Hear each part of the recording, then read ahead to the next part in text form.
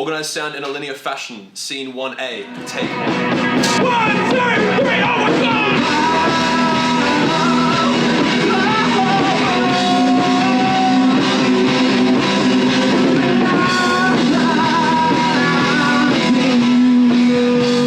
My name's Assam and I'm lead singer for Spinning Cupids. My name's Dimitri.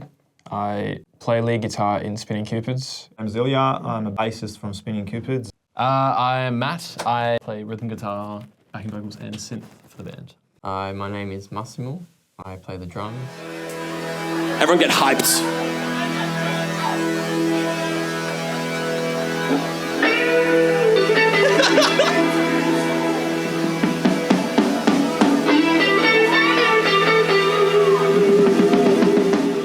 It all started from one singular moment. I was in the gym about 4 years ago, and I thought, you know what? Why not just start a band?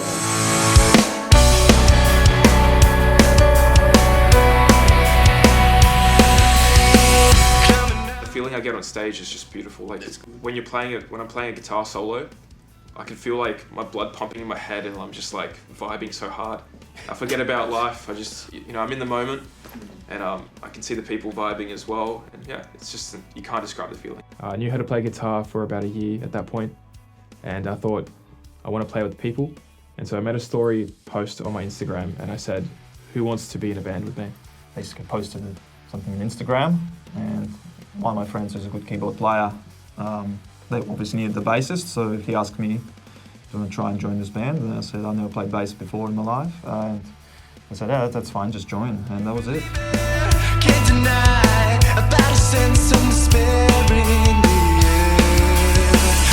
I rented a studio, got the boys together, and I remember our first rehearsal where we sat down and my palms were sweating because I was so nervous. I only played guitar for a year and I was scared that the boys would think I was shit. But we sat down, we played a Pink Floyd song called Hey You, and just had a bit of fun. Then over time we started getting more and more members into the band. When you're starting up as a band, what you have to do is that you have to give songs to people very regularly so that they actually get used to you being an outlet from where they get songs that they might connect to. So we were in that phase, and I was the worst to work with during that phase, and I'm so happy these guys put up with me. But it was basically us putting out songs and booking dates before we had songs. So we'd have a session 2 months later, but no song, and 2 weeks before we would start writing the song. So Malicious came out that way, and Design Me also came out that way. So yes, it did not feel natural to write it, but the way that it came out and how people are reacting to it, I definitely feel like it's grown on me. Yeah, I was like about 8 or 9, and I wanted to do drums. I wanted to learn drums. My mum was like, no, you got to learn piano first. I never learned how to sing or anything. It was just that my mum could sing, and I somehow realized one day that I could.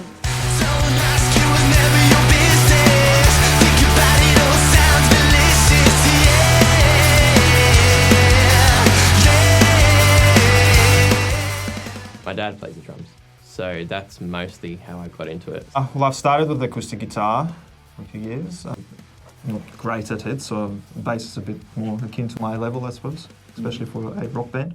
Yeah, so it's just a bit of fun, just the hobby side of it, being creative, making things you're hopefully one day proud of. Just performing with talented musicians. Hot take, I love recording music. Oh, it's good. I'd say more than playing live shows. Or coming to rehearsals, yeah. Okay, chill. But every week this guy's like, dude, I don't want to go to rehearsal. Yeah, let's skip rehearsal. And then it'll come up to rehearsal like, oh. So I did piano for 2 years, and then when I came to high school, I started playing drums all throughout high school. There's a photo at home somewhere of me, or probably when I was 2, with my dad holding sticks in my hands, trying to get me to do stuff. The writing that we do, lyrically, it definitely stems from some personal experience. Second thought, you and I was just like... Definitely comes from personal experiences.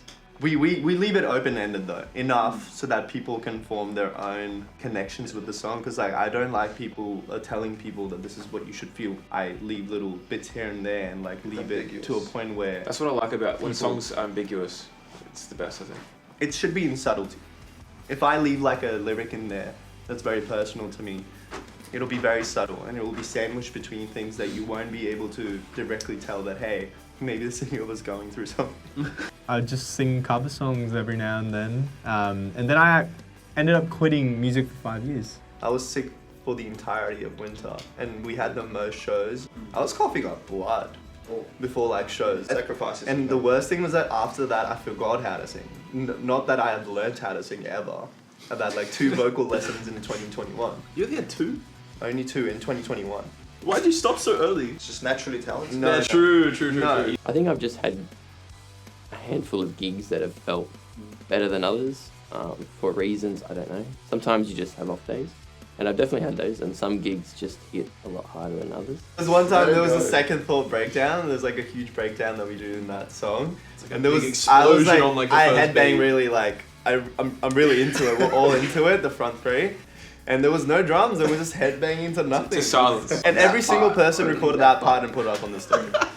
So Mash, no, It was a great moment. no, it was a great moment. It was your highlight. It was experimental. They say if you make a mistake once, make it again, and it's intentional. Don't So make you're it- gonna please don't do it Yeah, again. don't do it again. Don't do it again. And all the time, like, it was always like, oh, music's cool. If I could do it as a full-time job, that'd be cool. But like, it's unrealistic. But like, this is probably the best opportunity I have to do music as a job.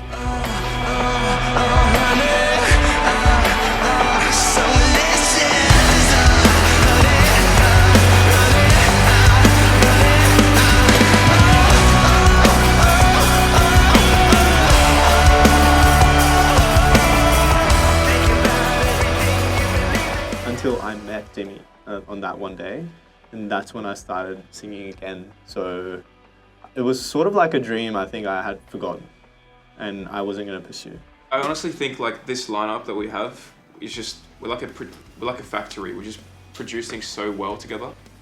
A well-oiled machine. A well-oiled lock, if you must. I enjoy doing my part. My part's not big, so easy to set up as well, compared to like synth, and the drums, all that. At that time, when Dimi came to me and asked if I wanted to join, that was like, I think I reached, a lot of stuff like stopped happening at that time.